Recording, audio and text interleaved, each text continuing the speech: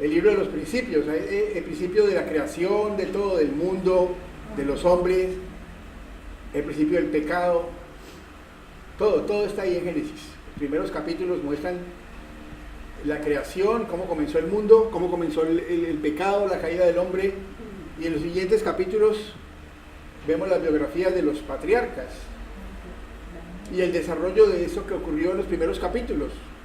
Pero lo más importante, el cumplimiento de las promesas de Dios.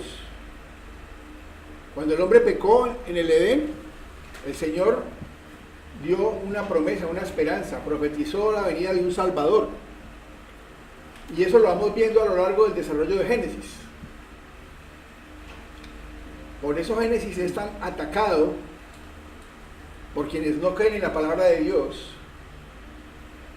Porque es que si tú dejas de creer los primeros capítulos de Génesis, es muy difícil que creas en lo que viene después, porque en la Biblia está desarrollado el plan de salvación de Dios para el hombre, una revelación progresiva. Por eso hemos estudiado este libro, para comenzar con buenas bases en esta iglesia, en esta ciudad, y allá también, donde nos están viendo. Mis hermanos, los invito al libro de Hebreos, capítulo 11. Versículo 21 y 22, capítulo 11 de Hebreos, versículo 21 y 22 dice: por la fe Jacob, al morir, bendijo a cada uno de los hijos de José y adoró apoyado sobre el extremo de su bordón. Por la fe José, al morir, mencionó la salida de los hijos de Israel y dio mandamiento acerca de sus huesos. La semana pasada hablamos acerca de Jacob, cómo se inclinó y adoró en los momentos finales de su vida, agradecido con Dios, sin tristeza, sin lamentarse, porque sabía para dónde iba. Y hoy vamos a hablar también de José, del final de José, muchacho que seguimos desde jovencito, a lo largo de su vida, y ahora vamos a llegar al final de la vida de José. Dicen muchos comentaristas que el Génesis comienza con la creación maravillosa de Dios, perfecta, y termina con un ataúd. ¿Por qué? Por la caída del hombre. Representa la caída del hombre, pero también la promesa de la redención. Vamos ahora hacia Génesis, mis hermanos, al capítulo 49. Génesis tiene 50 capítulos, esperamos hoy terminar con este libro.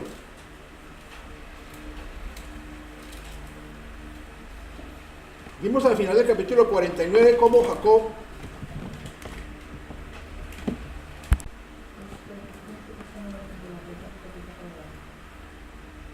Vimos en el capítulo 49 cómo Jacob bendijo a los hijos de José, y a José también, ¿no?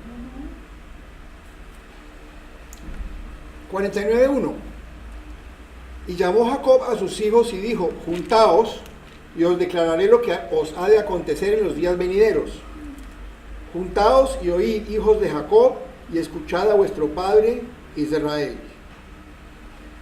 La literatura hebrea tiene esta característica común de repetir las cosas. Usualmente se dicen 2 veces, a veces hasta más, ¿no? Entonces, es una reiteración. Y habla de Jacob y de Israel, los 2 nombres que él tuvo. Esta despedida de Jacob es bendición, es oración y es profecía. No vamos a ver todo en detalle, no es el tema aquí para ver una clase de escatología, es los eventos del porvenir, pero sí vamos a resaltar los puntos más importantes y como más claros, porque hay otros que son un poquito, se prestan para diferentes interpretaciones, hay muchas interpretaciones. Realmente el futuro solamente lo conoce Dios, pero entonces vamos a decir lo que es más específico, más claro con respecto a las promesas de Dios y a lo que la Biblia nos muestra, que podemos comprobarlo mirando la Biblia. 3, versículo 3. Rubén, tú eres mi primogénito, mi fortaleza y el principio de mi vigor, principal en dignidad, principal en poder. Impetuoso como las aguas, no serás el principal. Por cuanto subiste al lecho de tu padre, entonces te envileciste subiendo a mi estrado.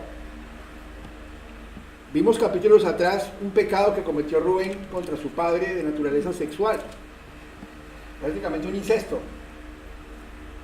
Él tuvo relaciones con una concubina de su papá, madre de 2 de sus hermanos. Y se hizo indigno de esa primogenitura, siendo el mayor, se hizo indigno de la primogenitura. Jacob en ese momento no dijo nada, él guardó silencio. Pero en este momento, cuando va a morir, proféticamente el Señor le da estas palabras para Rubén, acerca del futuro, acerca de su carácter. Miren cómo arranca diciéndole que es el principal, que era principal, que tenía poder por ser el mayor. Y después mira a qué punto desciende, cuando le dice, impetuoso como las aguas, por apasionado, por impulsivo. Aunque en eso hay otra connotación, ¿no? Al ser el mayor, pensaba que al hacer eso también aseguraba esa primogenitura, equivocadamente. Te envileciste. 5. Simeón y Leví son hermanos, armas de iniquidad sus armas.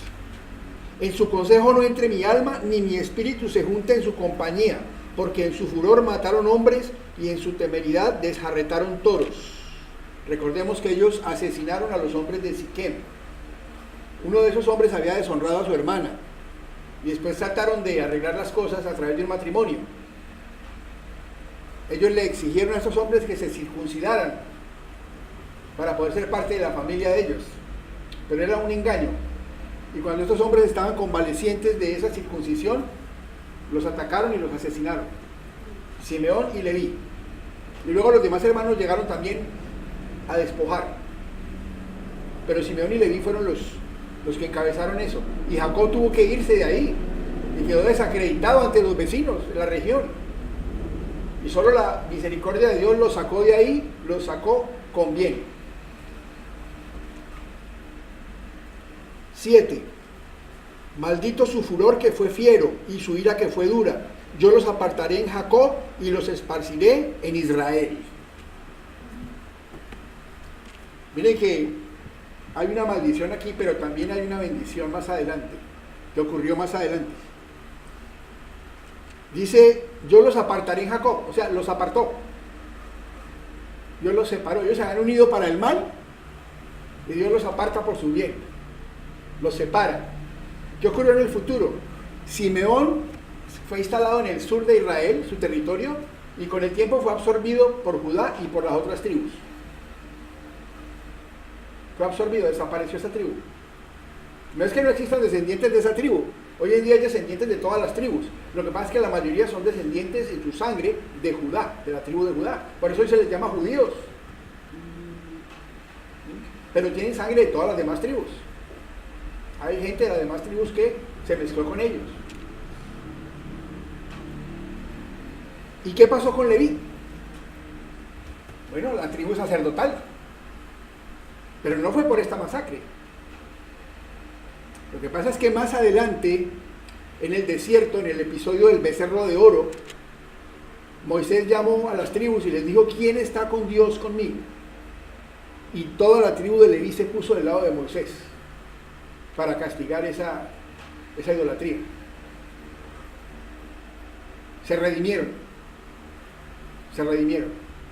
Por eso después fueron destinados al sacerdocio, pero fueron esparcidos por todo Israel en 48 ciudades. Ellos no tenían un territorio propio. Tenían unas ciudades que Dios les dio, para ahí van a vivir, tener de qué vivir ahí. Pero cierto periodo al año ellos iban al templo y servían. Y luego volvían a su tierra. Se turnaban, porque eran muchos además. Miles. Pero Dios los esparció. Esta profecía se cumplió. Dios los esparció por Israel. Lo mismo a Simeón. En el segundo censo que se hizo, las dos tribus más pequeñas eran esas dos tribus, Simeón y Leví. 8. Judá. Judá, te alabarán tus hermanos, tu mano en la cerviz de tus enemigos. Los hijos de tu padre se inclinarán a ti. Cachorro de león, Judá. De la presa subiste, hijo mío. Se encorvó, se echó como león, así como león viejo. ¿Quién lo despertará? De ahí viene el león de la tribu de Judá. Esto se refiere a su descendiente más ilustre, a nuestro Señor Jesucristo. Está hablando hacia el futuro. Por supuesto, Judá llegó a tener la supremacía en Israel. Después que desaparecieron las 10 tribus del norte, solo quedó Judá. Y de la descendencia de Judá llegó David, y de David nuestro Salvador. Entonces se refiere a esa grandeza dentro de Israel, pero también al futuro.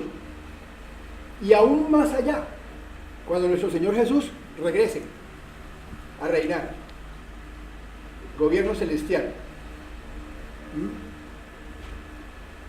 Ahora se refiere a ese reinado. 10. No será quitado el cetro de Judá, ni el legislador de entre sus pies, hasta que venga Silo. Y a él se congregarán los pueblos.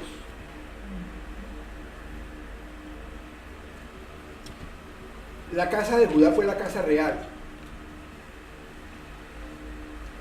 a partir de David, porque Saúl era de la tribu de Benjamín, el primer rey, y a partir de ahí todos los reyes eran de la casa de David, descendientes de Judá, hasta que finalmente Israel como reino desapareció. Después del cautiverio en Babilonia nunca más tuvieron un rey, hasta que vino el legítimo heredero, que es a que se refiere esta palabrita que vemos aquí, Silo. Se refiere al Mesías.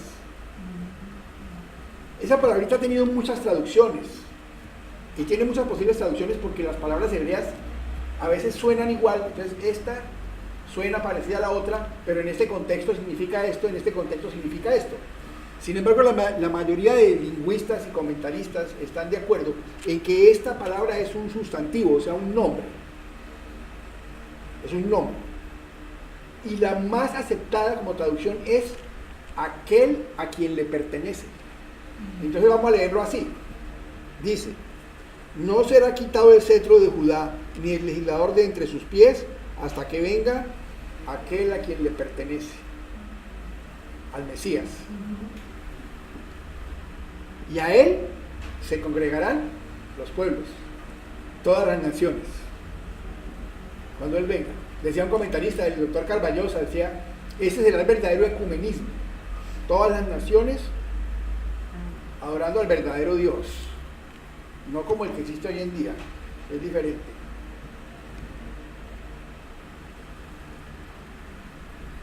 Atando a la vid su pollino y a la cepa el hijo de su asna, lavó en el vino su vestido y en la sangre de uvas su manto, sus ojos rojos del vino y sus dientes blancos de la leche.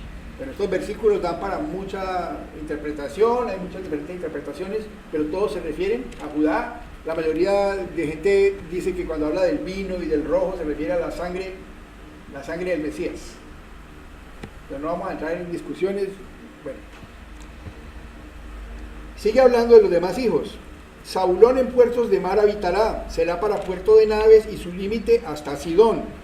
Isaacar, asno fuerte que se recuesta entre los apriscos, y vio que el descanso era bueno y que la tierra era deleitosa, y bajó su hombro para llevar y sirvió en tributo. Acerca de Zabulón se refiere a la zona donde iba a vivir, al norte, cerca al que es el Líbano hoy en día, Fenicia, ahí era Fenicia. A eso se refiere, a dónde iba a habitar. Y de Isaacar, cuando habla de asno fuerte, fueron buenos guerreros, pero fueron muy conformistas. Aceptaron yugos extranjeros y se conformaron con servir a otros y dar tributos. A eso se refiere esta profecía. Dan juzgará a su pueblo como una de las tribus de Israel. Será Dan serpiente junto al camino, víbora junto a la senda, que muerde los talones del caballo y hace caer hacia atrás al jinete. Dan. La palabra Dan es una palabra que es similar a una palabra que significa juicio. Por ejemplo, el nombre de Daniel, el profeta, significa Dios es mi juez.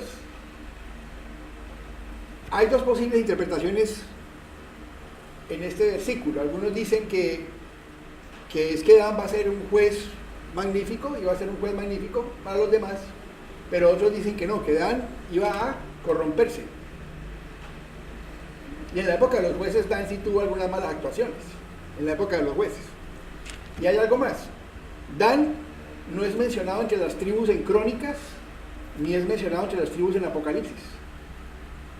Entonces, algunos rabinos judíos y algunos de los padres de la iglesia de los primeros tiempos, de los primeros sucesores de los apóstoles, decían que probablemente de esa tribu iba a salir el anticristo, que por eso no estaba mencionado en Apocalipsis y en Crónicas. Ahora, les repito, el futuro solo lo conoce Dios. Les estoy mencionando lo que personas que dedicaron su vida a estudiar las Escrituras han dicho. Y sus libros no son libros inspirados, son comentarios interesantes. Solo sabemos que Dan fue una de las tribus de Israel. No sabemos realmente esa profecía si se refería a eso, pero sí es interesante ese hecho de que no aparezca en la lista de Apocalipsis. 18. Oración de Jacob. Tu salvación esperé, oh Jehová. Jacob dándole gracias a Dios por sus cuidados. Gad, ejército lo acometerá, mas él acometerá al fin. Fueron guerreros muy valientes, los gaditas, y habitaban en la zona del oriente, hacia los desiertos, donde había mucho enemigo, Amón, Moab, pueblos rivales, pero ellos fueron muy valientes siempre enfrentándolos. El pan de Aser será substancioso, y él hará deleites al rey. Neftalí, sierva suelta, que pronunciará dichos hermosos. Esos versículos también tienen varias interpretaciones posibles, pero no vamos a entrar ahí, porque son interpretaciones ya como muy rebuscadas. Entonces, no entremos por ahí ahora. Bueno. Rama fructífera es José. Rama fructífera junto a una fuente cuyos vástagos se extienden sobre el muro. José, el hijo amado de Jacob. Le causaron amargura, le asaetearon, y le aborrecieron los arqueros. Todo lo que tuvo que pasar está refiriéndose a su vida tan difícil, ¿no? Vendido por los hermanos, traicionado por la mujer de su amo que lo hizo meter a la cárcel. 13 años de sufrimiento. 24. Mas su arco se mantuvo poderoso y los brazos de sus manos se fortalecieron. ¿Por qué? He aquí la razón del por qué. Por las manos del fuerte de Jacob, por el nombre del pastor, la roca de Israel. Se fortaleció, pero ¿a quién le da la gloria a Jacob? A Dios. Lo llama el fuerte de Jacob, el pastor. Es la primera vez en la Biblia que se nombra a Dios como pastor. Es aquí, este versículo. Y también como la roca. Títulos maravillosos. Recordemos que los israelitas no tenían un nombre para Dios. respetaban tanto el nombre de Dios que no lo pronunciaban, hablaban de él refiriéndose por sus atributos. Por eso todos esos nombres que vemos en la Biblia acerca de Dios son por sus atributos. No se atrevían a pronunciar su nombre por reverencia. 25. Por el Dios de tu Padre, el cual te ayudará. Por el Dios omnipotente, el cual te bendecirá. Con bendiciones de los cielos de arriba, con bendiciones del abismo que está abajo, con bendiciones de los pechos y del vientre. Bueno, sigue dando la gloria a Dios, que Él fue el que guardó a José. Y el que lo guarde, lo guardará, porque viene que habla hacia el futuro también. Y habla bendiciones de arriba, bendiciones de abajo, del abismo. ¿A qué se refiere? Para ellos, la lluvia. Bueno, para nosotros también la lluvia es necesaria. Pero para ellos era muy importante la lluvia para sus ganados o para sus cultivos. Entonces, te bendice con esas lluvias desde arriba. Y cuando habla del abismo, son las aguas que están abajo. Porque es que los ríos, ¿de dónde surgen? Esas aguas están abajo, ¿desde cuándo? Desde siempre. Recordemos el diluvio. Pero ya estaban las aguas. Yo las había separado. Simplemente volvió y las juntó durante el diluvio. Y luego bajaron las aguas y quedaron aguas por debajo de la tierra y agua que tenemos aquí encima. Entonces esa es la bendición que dice que de arriba y que del abismo, se refiere a eso. Ese es el abismo, las aguas subterráneas, los ríos, los mares. Un planeta hecho a nuestra medida. Versículo 26. Las bendiciones de tu Padre fueron mayores que las bendiciones de mis progenitores. Mire lo que está diciendo Jacob, el hombre que tuvo que huir, que vivió explotado en una tierra extraña, que tuvo estos hijos con tantos problemas, dificultades, que perdió a su hijo más querido entre comillas, porque él amaba a todos sus hijos, pero este era especial con él, tenían una relación especial, parecida a la de Cristo con el Padre. Perdió a la mujer que más quería y le dijo al faraón: cortos han sido mis días, pero duros, ¿no? No me acuerdo la palabra que empleó, pero muy duros. Y mire lo que está diciendo: he sido más bendecido que mis antepasados. Las bendiciones de tu padre, le está diciendo a José, fueron mayores que las bendiciones de mis progenitores. Él dice que él es más bendecido que Abraham y que Isaac. Y hasta donde sabemos, Abraham e Isaac no tuvieron una vida tan... Por lo menos la Biblia no nos cuenta de esas cantidades de dificultades y amarguras que vivió Jacob. Y aún así él dice que es más bendecido. ¿Por qué? Porque mientras más problemas tuvo, más Dios vio por él. Más lo cuidó, más lo guió, más estuvo pendiente de él.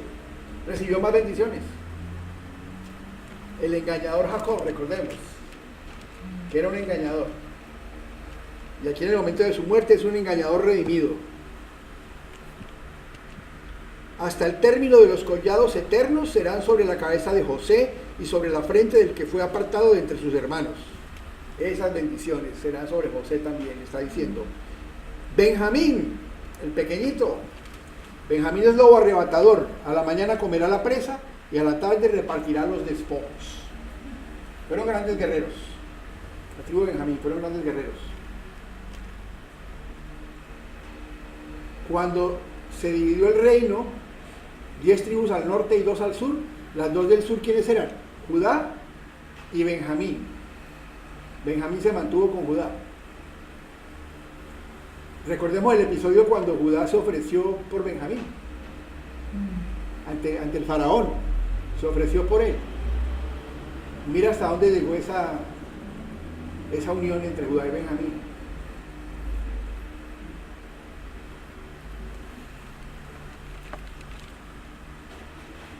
Todos estos fueron las 12 tribus de Israel y esto fue lo que su padre les dijo. Al bendecirlos, a cada uno por su bendición los bendijo. O sea, les estaba diciendo sobre su carácter y sobre su futuro. Les mandó luego y les dijo: yo voy a ser reunido con mi pueblo, sepultadme con mis padres en la cueva que está en el campo de Efrón el Eteo. Miren, un creyente al que la muerte se le acerca, y mire cómo obra, con esa tranquilidad y esa seguridad. Me voy a morir, hacen el favor y me llevan a tal parte. Sepultadme con mis padres en la cueva que está en el campo de Efrón el Eteo, en la cueva que está en el campo de Macpela, al oriente de Mamre, en la tierra de Canaán, la cual compró Abraham con el mismo campo de Efrón el Eteo para heredad de sepultura, Allí sepultaron a Abraham y a Sara su mujer, allí sepultaron a Isaac y a Rebeca su mujer, allí también sepulté yo a Lea, no a Raquel, la que él más amó, sino a Lea. La compra del campo y de la cueva que está en él fue de los hijos de Ed. Y cuando acabó Jacob de dar mandamientos a sus hijos, encogió sus pies en la cama y expiró, y fue reunido con sus padres. Apenas terminó sus mandamientos, se fue a la presencia del Señor. Entonces se echó José sobre el rostro de su padre y lloró sobre él y lo besó. 17 años pudo estar José con su papá otra vez. De 17 se lo llevaron.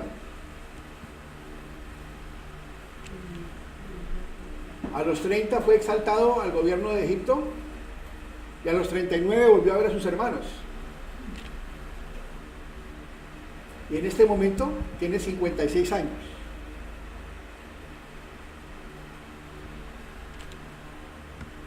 Y mandó José a sus siervos, los médicos, que embalsamasen a su padre, y los médicos embalsamaron a Israel.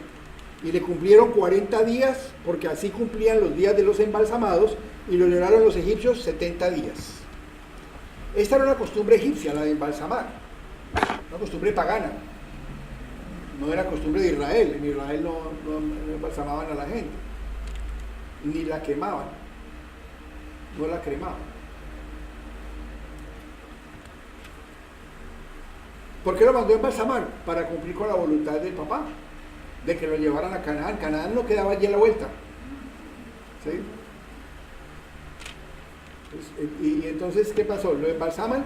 El procedimiento que ellos seguían, que no se lo voy a describir porque a mí me impresiona, embalsamaban el cuerpo y tenían que esperar 40 días hasta que estaba completo el proceso. 40 días. Y luego lo lloraban. Miren que lo lloraron los egipcios 70 días. Eso es solo 2 días menos de lo que lloraban a un faraón. La ley para ellos era llorar al faraón 72 días.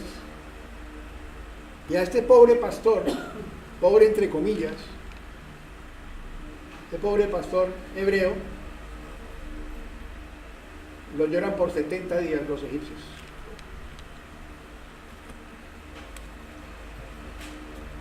Y pasados los días de su luto, habló José a los de la casa de Faraón diciendo: si he hallado ahora gracia en vuestros ojos, os ruego que habléis en oídos de Faraón, diciendo: mi padre me hizo jurar diciendo: he aquí que voy a morir en el sepulcro que cavé para mí en la tierra de Canaán, allí me sepultarás. Ruego pues que vaya yo ahora y sepulte a mi padre y volveré. Miren que él no va directamente donde Faraón. No sabemos cuál es la razón. Posiblemente porque había algunas leyes acerca de contaminación con los muertos o algo así. Pero además él pide permiso. Tiene que pedir permiso para poder dejar la tierra de Egipto. Él es el más alto funcionario del gobierno, solo por debajo del rey. Entonces tiene que pedir permiso para salir del país. Y Faraón dijo: ve y sepulta a tu padre como él te hizo jurar. Entonces José subió para sepultar a su padre, y subieron con él todos los siervos de Faraón, los ancianos de su casa y todos los ancianos de la tierra de Egipto, y toda la casa de José y sus hermanos y la casa de su padre. Solamente dejaron en la tierra de Gosén sus niños y sus ovejas y sus vacas. Una señal de que ellos no se iban a ir del todo, que no se iban a rebelar. Dejaron sus ganados y a los niños. Subieron también con él carros y gente de a caballo, y se hizo un escuadrón muy grande, o sea, escolta militar, para el gobernador de Egipto y su familia. Y llegaron hasta la era de Atad, que está al otro lado del Jordán, y endecharon allí con grande y muy triste lamentación. Y José hizo a su padre duelo por 7 días. 7 días. Y viendo los moradores de la tierra, los cananeos, el llanto en la era de Atad, dijeron: llanto grande es este de los egipcios. Por eso fue llamado su nombre Abel Mizraim, que está al otro lado del Jordán. Mizraim es el nombre de Egipto. De acuerdo con las genealogías de Génesis, Mizraim fue el que llegó allá a poblar esa zona, después del diluvio. Entonces Mizraim es un nombre para Egipto. Y Abel, pradera, o prado, lo llaman prados de Egipto. Algunos lo traducen también como el llanto de Egipto. Así llamaron ese lugar, viendo esa comitiva tan grande, endechando, lamentándose por Jacob. Hicieron pues sus hijos con él según les había mandado, pues los llevaron a sus hijos a la tierra de Canaán y los sepultaron en la cueva del campo de Macpela, la que había comprado Abraham con el mismo campo para heredad de sepultura de Efrón el Eteo al oriente de Mamre. Recordemos que Raquel no quedó en esta tumba porque ella murió en el camino cuando regresaban de Aram, cuando dio a luz a Benjamín. Y volvió José a Egipto, él y sus hermanos, y todos los que subieron con él a sepultar a su padre, después que lo hubo sepultado. Regresaron a Gosén. Viendo los hermanos de José que su padre era muerto, dijeron: quizá nos aborrecerá José y nos dará el pago de todo el mal que le hicimos. ¿Cómo se llama esto? Remordimiento, conciencia del pecado. Ellos eran conscientes de su pecado. Recordemos cuando Esaú tuvo intención de matar a Jacob, también dijo: apenas muera mi padre voy a matar a mi hermano. Ahora ellos piensan, ahora que ya murió nuestro padre, a lo mejor nos la va a cobrar. Y enviaron a decir a José: tu padre mandó antes de su muerte diciendo: así diréis a José, te ruego que perdones ahora la maldad de tus hermanos y su pecado, porque mal te trataron. Por tanto, ahora te rogamos que perdones la maldad de los siervos del Dios de tu padre. Y José lloró mientras hablaba. No se sabe si realmente Jacob dijo eso. No se sabe si de verdad lo dijo o si ellos lo inventaron en ese momento. Pero José lloró. Tampoco sabemos por qué lloró. Solo podemos presumir. De pronto lloró porque veía que sus hermanos no lo conocían. No creían que él había cambiado. Eso nos pasa a veces, ¿no? No vieron el perdón, el amor. A veces lo más difícil para nosotros compartir a una persona el Evangelio es que nos conocen y recuerdan nuestro pasado. Y no pueden creer que tenemos ahora a Cristo y una vida diferente. Por eso a veces es muy difícil predicarle a los amigos y a los familiares. A veces es más fácil hablarle a un extraño que no nos conoce. Eso le pasaba a José probablemente. Estaba llorando triste de ver que sus hermanos no se habían dado cuenta que él no era como ellos creían que él era. Es más, él jamás fue así con ellos. Nunca fue rencoroso, nunca fue vengativo, nunca fue violento. Y lloró. 18. Vinieron también sus hermanos y se postraron. ¿Se qué? Se postraron, otra vez se postraron delante de él. Cumplimiento de aquel sueño de juventud. Que se postrarían delante de él. Y dijeron: henos aquí por siervos tuyos. Eso se puede traducir por esclavos tuyos. Se puede traducir también así. Y les respondió José: no temáis, ¿acaso estoy yo en lugar de Dios? Es Dios el que juzga, el que condena, no nosotros. Ahora, que sí podemos decirle a alguien si está en un error, sí podemos, mirándonos nosotros primero a nosotros mismos. No juzguéis y no seréis juzgados, pero mira primero la viga en tu ojo, y así podrás decirle a tu hermano su pecado. Examínate primero.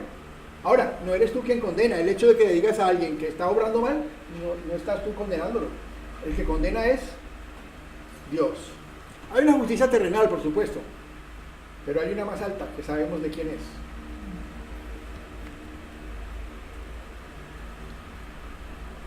¿Acaso estoy yo en lugar de Dios?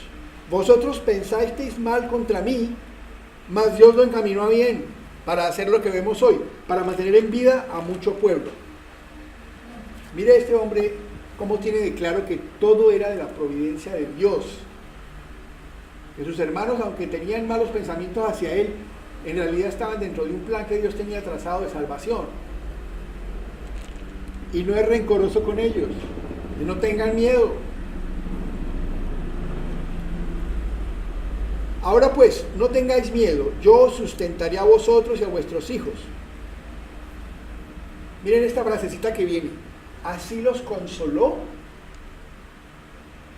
¿Por qué los consoló? Porque estaban tristes, necesitaban consolación, estaban dolidos de su pecado, los había perseguido hasta ahora. Imagínense esos años que llevan ahí en Egipto y ellos a lo mejor pensando todo el tiempo, cuando se muera mi papá, ¿qué irá a pasar? Y él los consoló. Miren la figura de Cristo acá, el tipo de Cristo. Por supuesto que José no es Jesucristo, pero es como nuestro Señor, que se duele por nosotros y nos da consuelo, nos perdona, no se acuerda de nuestras afrentas pasadas, las olvida. Los consoló y les habló al corazón. El corazón se refiere a su ser. Cuando se habla del corazón en la Biblia es el ser de la persona. Les habló a su ser.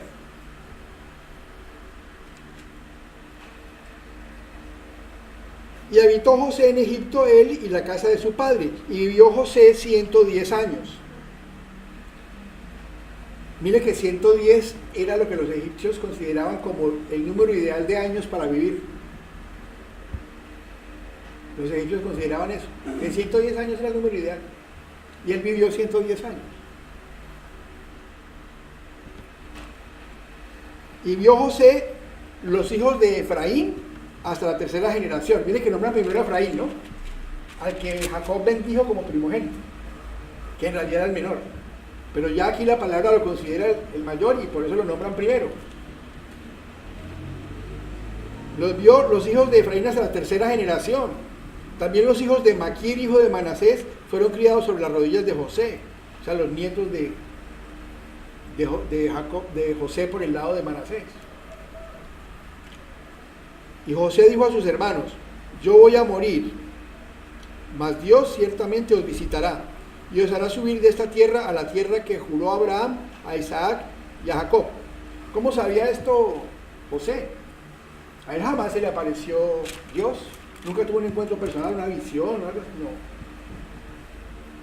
Recordemos por allá en Génesis 15, cuando el Señor le dice a Abraham: tu descendencia estará cautiva 400 años en otra nación, pero yo los volveré a traer aquí. Por eso él sabía eso, Jacob también lo sabía. Cuando Jacob fue llamado por José a Egipto, y él fue y consultó a Dios, fue a Betel y le consultó a Dios, él sabía eso también, que Dios lo había profetizado y que así iba a ocurrir, y así ocurrió, ¿no? E hizo jurar José a los hijos de Israel diciendo: Dios ciertamente os visitará y haréis llevar de aquí mis huesos. Y murió José a la edad de 110 años y lo embalsamaron y fue puesto en un ataúd en Egipto. También lo embalsamaron para poderlo llevar, pero ese sí demoró un tiempito más, 400 y pico de añitos. Y está en Éxodo está escrito que Moisés mandó traer los huesos de José, el ataúd, y se lo llevaron con ellos. Y en Josué está también narrado que lo enterraron ahí, en la tierra prometida a José.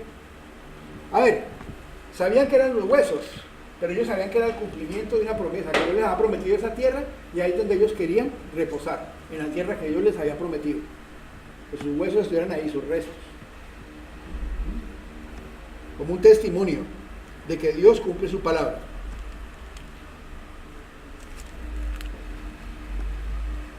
Mis hermanos, la roca, el fuerte de Jacob, es el mismo fuerte de nosotros, el pastor. En realidad es el único pastor, Jesucristo. Ni enfermedad, ni la muerte, ni las vicisitudes. Dice la palabra que nada nos apartará del amor de Dios en Cristo Jesús. Estoy enterado de las dificultades de algunos de mis hermanos de esta semana, pero Dios siempre está ahí al lado, en la enfermedad, en las tristezas. ¿Sí o no? De los que aman a Dios.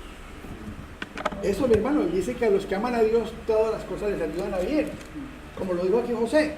Dijo, ustedes quisieron hacerme mal, pero Dios lo llevó hacia el bien. Pero la palabra dice algo más. Para los que aman a Dios todas las cosas les ayudan a bien. Esto es, aquellos que conforme a su propósito son llamados. No olvidemos eso. Vamos a orar. Padre Celestial, te damos gracias, Señor, por tu palabra nuevamente, por tus bendiciones, tu cuidado y sobre todo porque tú eres fiel, Señor, y tú cumples tu palabra, cumples lo que dices, así como le cumpliste a los patriarcas, como cumpliste con la promesa de ser redentor, Señor, como nos cumpliste a nosotros, que tenemos también acceso a tu trono gracias al sacrificio de tu Hijo. Gracias, Señor. Dejamos en tus manos esta semana que viene y el regreso a los hogares. También las personas que están viajando, que no están con nosotros hoy, te pedimos, Señor, que los guardes en el camino. En el nombre de Jesús oramos. Amén. Amén.